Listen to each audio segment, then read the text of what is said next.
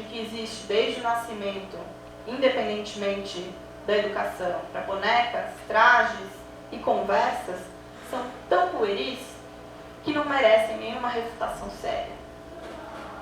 É de fato bastante natural que uma menina, condenada a permanecer sentada durante horas, ouvindo a tagarelice ociosa das amas ou assistindo a toalete da sua mãe, tratará de se juntar à conversação. Fim de citação. Está na página 65 da tradução do livro. Wollstonecraft acrescenta ainda que é absurdo e muito pouco filosófico por parte do Rousseau presumir que as meninas seriam naturalmente coquetes devido ao impulso para propagar a espécie. As mulheres não possuem nenhuma tendência natural para conversação e para o agrado, como o Rousseau propõe, como Kant repete depois, mas são estimuladas a isso por uma educação inapropriada. De acordo com Wollstonecraft, o resultado do cultivo da fragilidade corporal da mulher tem como consequência a limitação do seu entendimento, ou a limitação do uso do seu entendimento. A fragilidade e a dependência corporal impostas pelos homens causa fragilidade e dependência mental, que faz com que as mulheres se tornem submissas e obedientes aos homens. Como elas não são educadas a pensar e refletir por si mesmas, mas são educadas a agradar os homens, as mulheres se submetem às suas decisões sem nenhum tipo de questionamento. Wollstonecraft argumenta, então, que as mulheres não são naturalmente debilitadas, mas são os homens que impedem a sua educação para o pensamento abstrato ou para a generalização das ideias, exatamente com o intuito de mantê-las dependentes e submissas, não apenas ao âmbito doméstico, mas também, não apenas no âmbito doméstico, mas também no âmbito civil. Os homens colocam, assim, as mulheres em uma condição degradante, porque impedem o desenvolvimento de suas capacidades intelectuais em detrimento do cultivo da beleza, da sensibilidade e da conversação agradável. A Wollstonecraft argumenta, então, que é preciso realizar uma reforma educacional, esse é o objetivo do primeiro livro, que garanta às mulheres a formação das suas capacidades racionais. O argumento dela é quase o mesmo do Kant, a razão precisa ser formada. No entanto, ela tem uma habilidade para pensar, de fazer uma crítica às instituições vigentes que o Kant não foi capaz de fazer. Então, ela afirma, as mulheres precisam aprender a pensar por si mesmas, ou seja, precisam iniciar a tarefa de aprender a raciocinar e pensar. Apenas a formação das mulheres para o exercício da razão poderá prepará-las para a cidadania e para os direitos e deveres que assumem enquanto seres humanos. Bom, a reconstrução que eu fiz aqui da Wollstonecraft e da Degouche sobre os direitos civis e políticos das mulheres nos permite compreender como no próprio contexto do iluminismo, o significado desses ideais de razão, uso público da razão, etc., do pensar por si mesmo, esses ideais são em disputa. As duas defendem uma fundamentação dos direitos na razão, uma concepção de destinação natural dos seres humanos e a necessidade de formação e aperfeiçoamento das capacidades intelectuais para participação ativa na legislação e também para a livre expressão do pensamento no debate político. Tanto Wollstonecraft quanto Degouche, no entanto, denunciam, embora elas defendam esses ideais iluministas, elas denunciam ao mesmo tempo,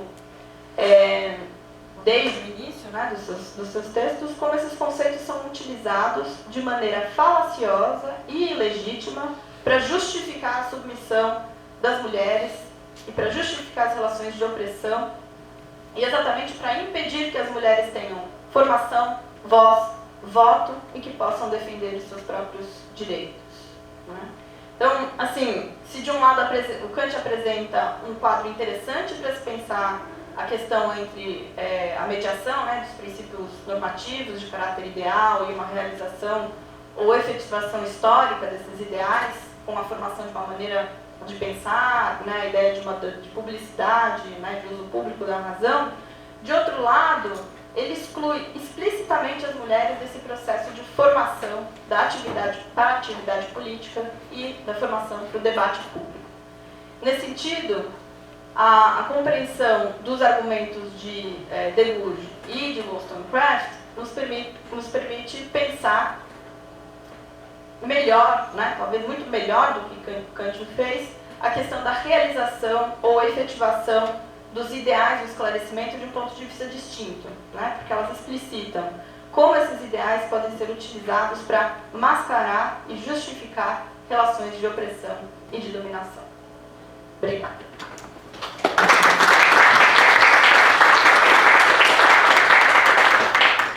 Obrigado, Monique. Eu acho que a gente pode fazer com uma mesa, todos falam, depois nós abrimos para o debate. Então, passo então a palavra para o professor Amirene Toneto, aqui da Universidade Federal de Santa Catarina. Ok, boa noite a todos.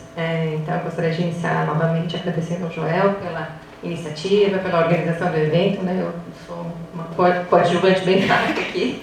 E também, na verdade, agradecer por ter aceito, né, a proposta da mesa Kant às Mulheres. Na verdade, a ideia inicial, né, conversando, quando você perguntou sobre os assuntos, conversando com o professor Darley, ele sugeriu, por que vocês não fazem uma mesa, né, sobre feminismo e Kant? Então, foi por isso que procurei Dude, né, e a Dude aceitou.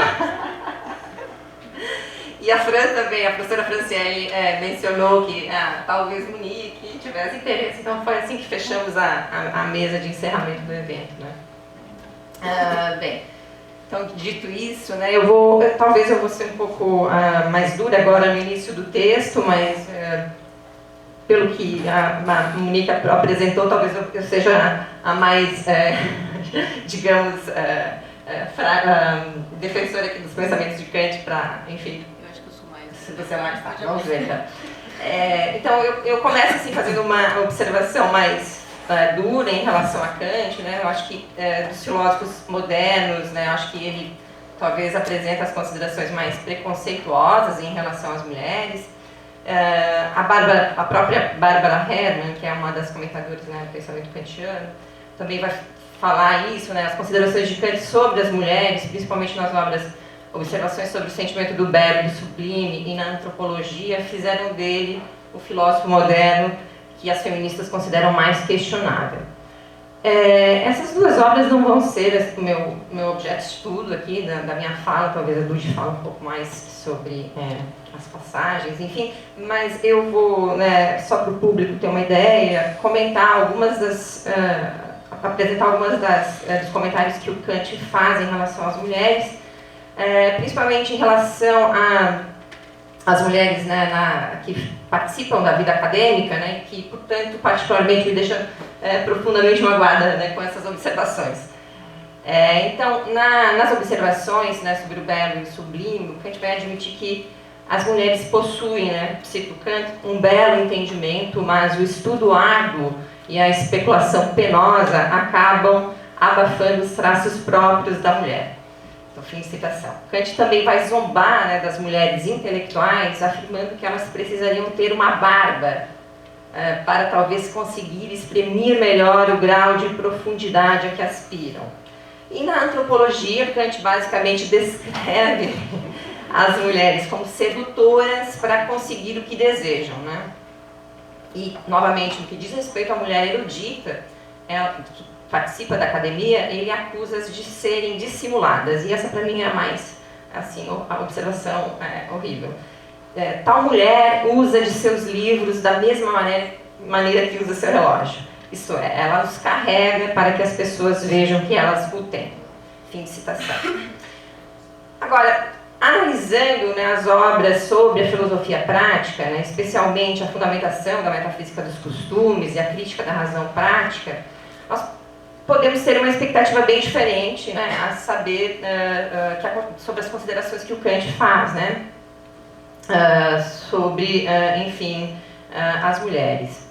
Na verdade, Kant não vai fazer essa diferenciação, né, ele vai estar sempre tratando aí dos agentes, né, racionais, e, portanto, a contribuição talvez que eu tenha a apresentar hoje é essa. Vamos esquecer esses preconceitos, né, que o Kant apresenta em relação às mulheres e vamos trabalhar com os princípios que ele apresenta nessas obras, né? Então, eu acho que a consideração que Kant faz sobre a mulher, né, entendendo a mulher enquanto um agente racional, né, essas observações deveriam ser capazes, então, de fornecer a base para um projeto feminista libertador e igualitário.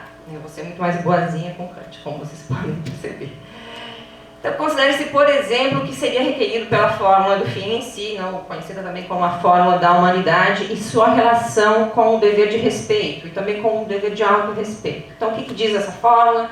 Agir de maneira que uses a humanidade, tanto na tua pessoa quanto na pessoa de qualquer outro, sempre e simultaneamente como fim, nunca simplesmente como meio, né? Quais são as implicações éticas dessa formulação? Utilizando aí uma explicação da Honora O'Neill, para tornar mais didática, então, a apresentação, ela diz o seguinte: tratar alguém como um mero meio é envolvê-lo, né, num esquema de ação ao qual não se pode, em princípio, consentir. Então, as ações que são feitas a partir de máximas que requerem engano ou coerção sobre os outros não podem ser consentidas, pois o consentimento previne tanto o engano quanto a coerção, e, portanto, são erradas.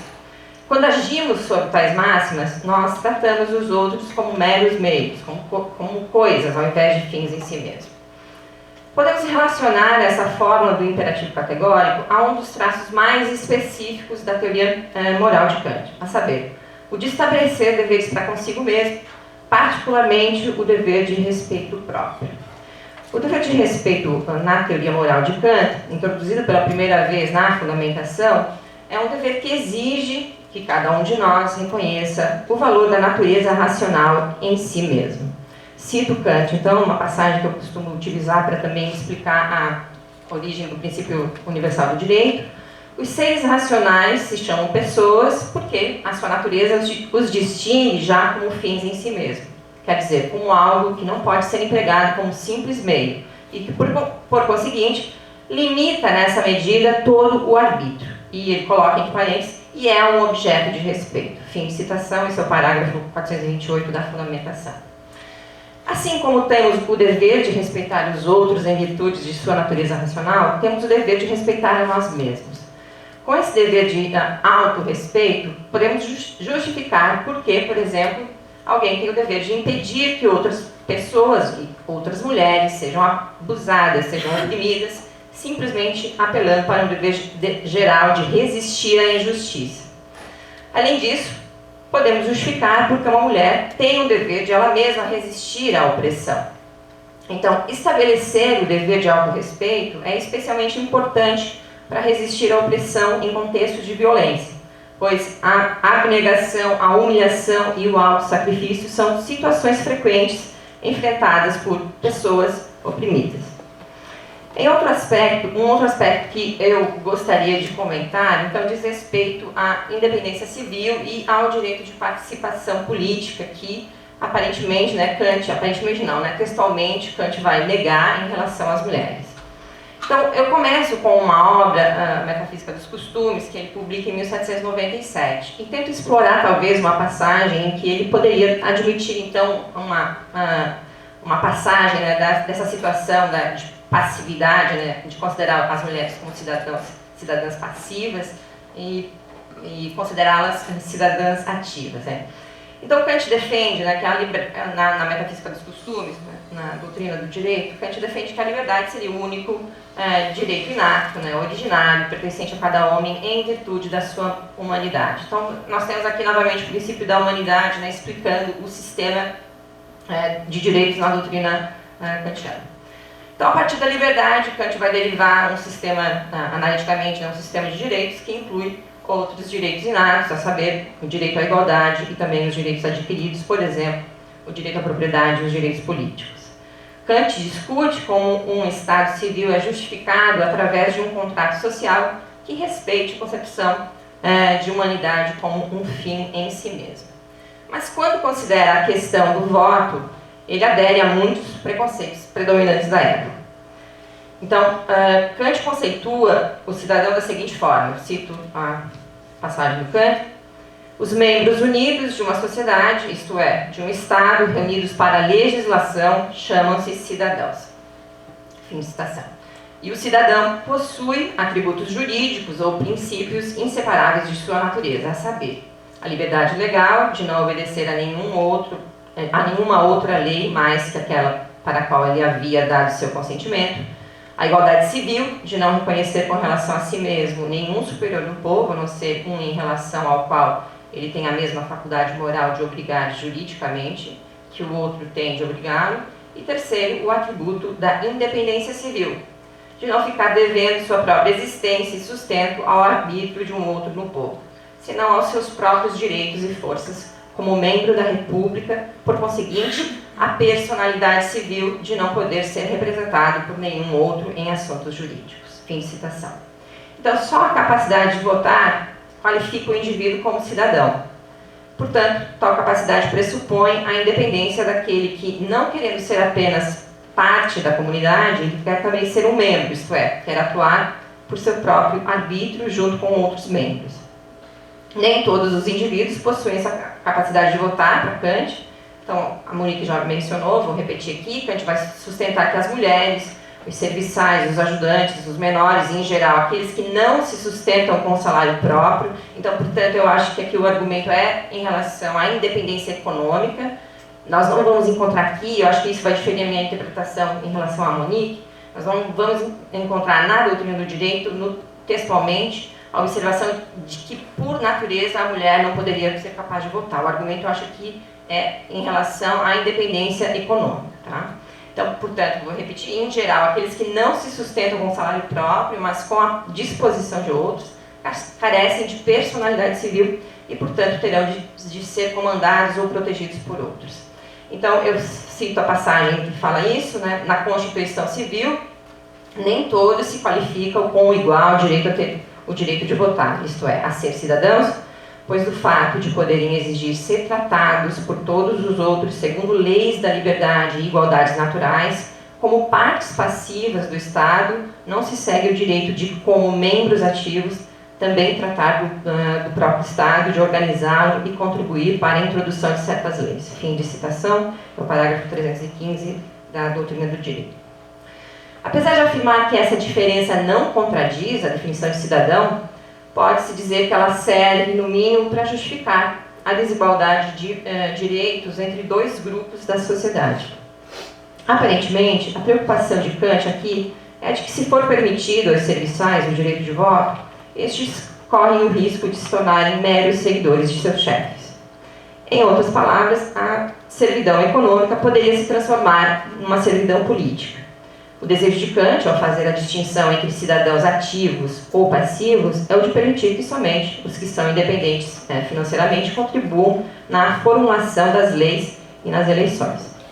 Mesmo com essa diferença, Kant sustenta que a dependência desses indivíduos em relação à vontade dos outros não é contrária ou incompatível com a liberdade e igualdade deles enquanto seres humanos.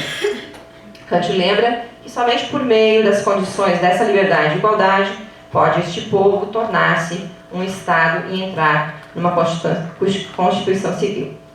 Assim, do fato de poderem exigir ser tratados por todos os outros segundo leis da liberdade e igualdade, segue que quaisquer que sejam as leis positivas a que aderem, eu cito Kant aqui, essas não devem ser contrárias às leis naturais da liberdade e da correspondente igualdade no povo, a saber, de progredir do estado passivo para o estado ativo. Fim de citação. Então, Kant aqui parece admitir que se pode passar do estado passivo para o estado ativo como cidadãos. A implicação dessa passagem é que aquele que carece de personalidade civil, o cidadão passivo, por exemplo, aprendiz ou empregado doméstico, pode tornar-se um cidadão ativo e obter, então, essa independência civil, social e econômica, que traz junto delas a independência civil. Então, desse modo, poder-se sustentar que ser meramente contingente esse status defendido por Kant em relação às mulheres, então, utilizando esse argumento da contingência histórica, aceitando essa ideia, enfim. Mas, como observa alguns outros comentadores, por exemplo, eu vou citar Susan Mendels, ela analisa a obra Teoria e Prática, e aí chama a atenção de que ali sim Kant vai fazer essa observação, chamando a atenção para o fato, né, a qualidade natural de ser mulher, né? Então, Kant, né, em Teoria e Prática, que é uma obra anterior, né, à Doutrina do Direito, publicada em 1793, oferece uma razão diferente para negar às mulheres o status de cidadãos ativos. Então, ali Kant escreve, cito Kant, a única qualificação requerida para ser cidadão, fora a natural, e ele coloca entre parênteses, não ser criança ou mulher, é a de que ele deve ser seu próprio senhor, ou seja, ter alguma propriedade, que pode ser alguma habilidade, um negócio, um talento artístico, uma ciência, para prover a ele mesmo. Fim de citação. Então, nessa afirmação, não parece ser meramente contingente que falta às mulheres a cidadania ativa. Ao contrário, as mulheres parecem estar excluídas desde o ponto de partida, né, de definição que o Kant utiliza. Então, aqui está negado até mesmo a possibilidade das mulheres alcançarem, né, o status ativo de cidadãos. Assim, pode sustentar que, em teoria prática, as mulheres parecem ser, pela sua constituição natural, incapazes de alcançar a independência civil. Agora, a possibilidade de atingir o status de cidadão ativo é um requerimento da igualdade. Por isso, se está negada às mulheres a possibilidade do avanço ao status de cidadão ativo, então está negada, prima facie, a igualdade pertencente a todos os indivíduos. Kant não parece só estar negando a participação política das mulheres, mas também a igualdade que ele tinha afirmado pertencer a todos os sujeitos, né, a todos os indivíduos. Diante do exposto, então, pode-se questionar a relevância dos direitos à liberdade e a igualdade na ausência dos direitos políticos.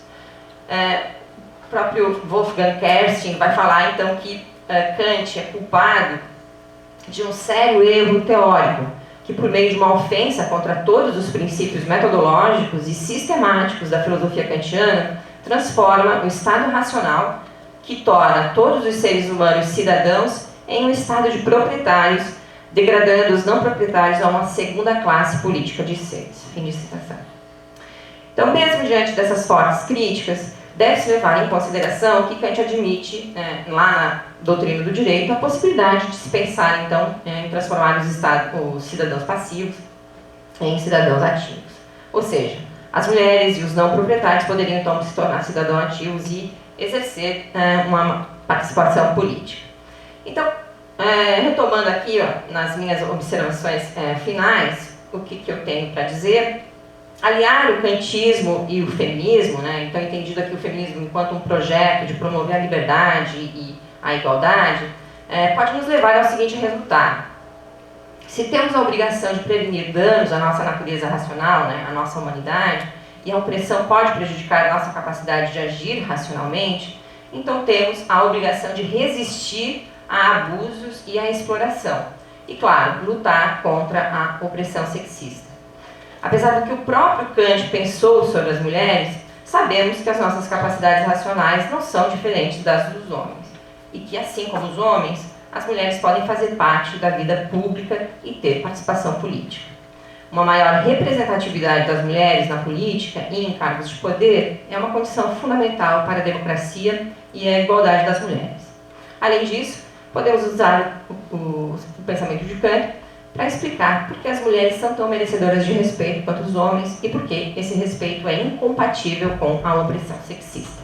Era isso. Obrigada.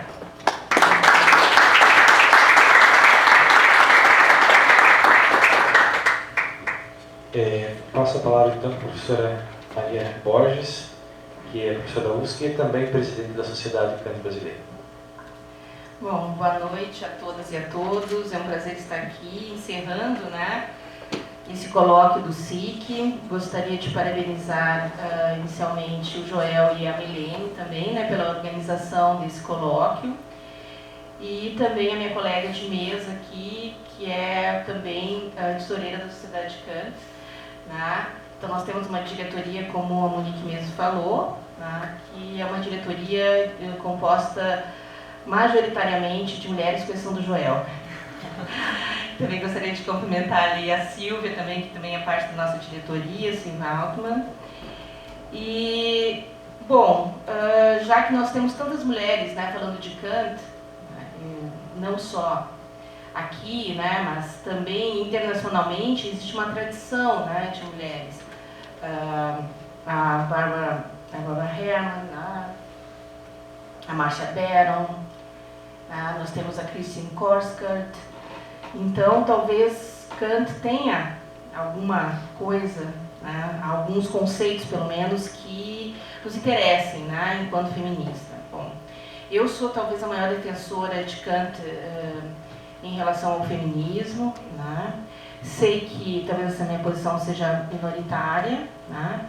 Estou tendo o prazer agora de discutir com a Monique. Eu acho que a gente nunca ficou na mesma mesa, né? Ainda que a gente conheça a posição uma da outra, né? Mas eu acho que é bem interessante também a gente estar na mesma mesa.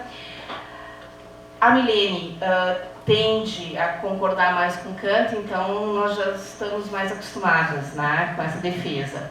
Mas realmente eu reconheço que é uma posição um pouco minoritária do ponto de vista geral, né, porque Kant realmente fez comentários muito machistas. Eu acho que tanto a Monique quanto a Milene também, né, citaram esses comentários, né, que a mulher tem que ter uma barba, ou que as mulheres usam os livros como os relógios, né, só para apresentar, para aparentar uma certa erudição, etc.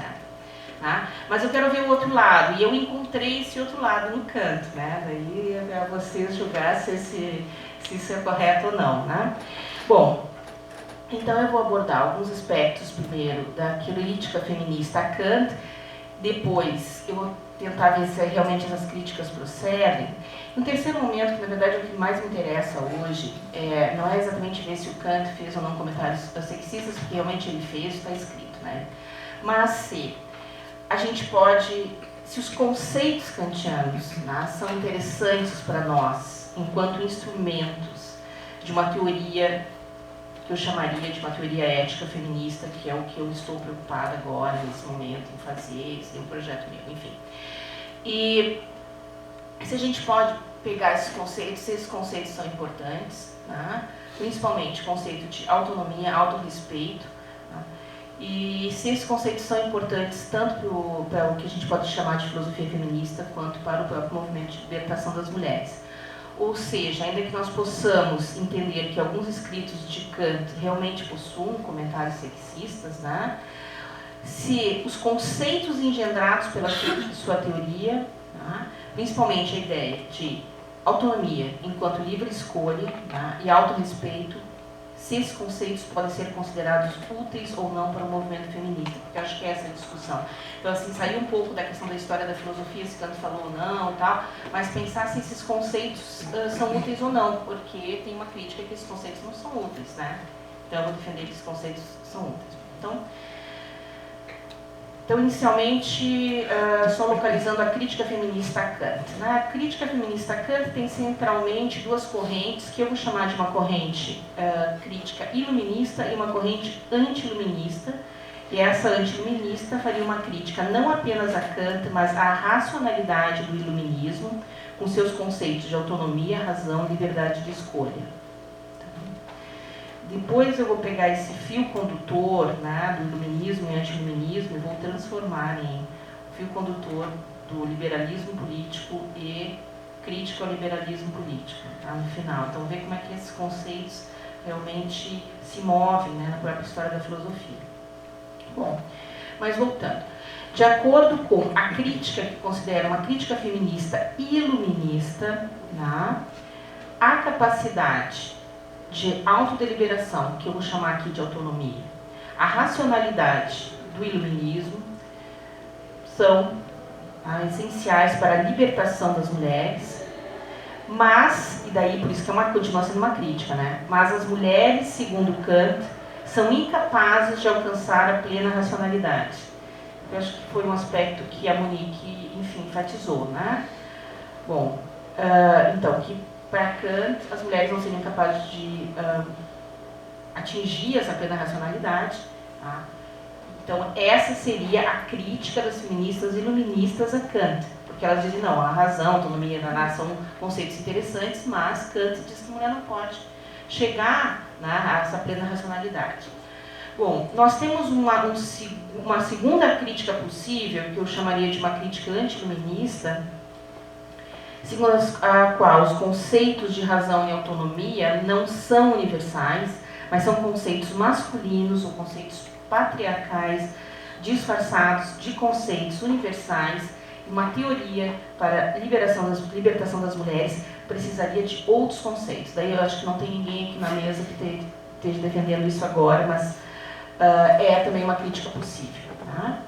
Então, além disso, segundo essa crítica antiluminista a Kant, as mulheres teriam outro modo de raciocinar em questões morais, utilizando a ótica do cuidado com o outro, por exemplo, ou mesmo fazendo uso das suas emoções nas deliberações morais. E isso é bom. Tá? Então, segundo a crítica segundo a crítica feminista antiluminista de Kant, as mulheres usariam as emoções e isso é uma coisa boa. Tá? Seria uma coisa boa. Bom, enfim, então, voltando às feministas kantianas, tá? Mas iluministas. Tá? Então, segundo essas feministas, a razão deve desempenhar um papel importante na autonomia das mulheres. Masha Beren, que é uma das feministas intérpretes de Kant, né, que iniciou, inclusive, ali no final do século passado, né, em 1995, tal, que ela lança um livro, né, sobre Kant, onde ela começa a explorar essa questão das emoções em Kant. E essa é uma linha que depois eu acabei seguindo também, né? Mas a Masha Beren, ela defende que as ideias de razão, autonomia e liberdade são a base da libertação das mulheres e devem ser apreciadas pelas mulheres como ferramentas importantes para a sua autonomia. Ela afirma que, embora Kant, cito a Masha Beren, certamente não estivesse pensando nas mulheres, né, e nos papéis para os quais elas tradicionalmente foram forçadas, sua teoria ética é mais capaz de fornecer as ferramentas para desafiar os papéis tradicionais das mulheres do que muitas outras teorias. Então, a defesa da Masha Beren é a seguinte: Kant apresenta conceitos, ainda que ele faça realmente algumas concessões ao papel tradicional das mulheres, e esses conceitos são conceitos poderosos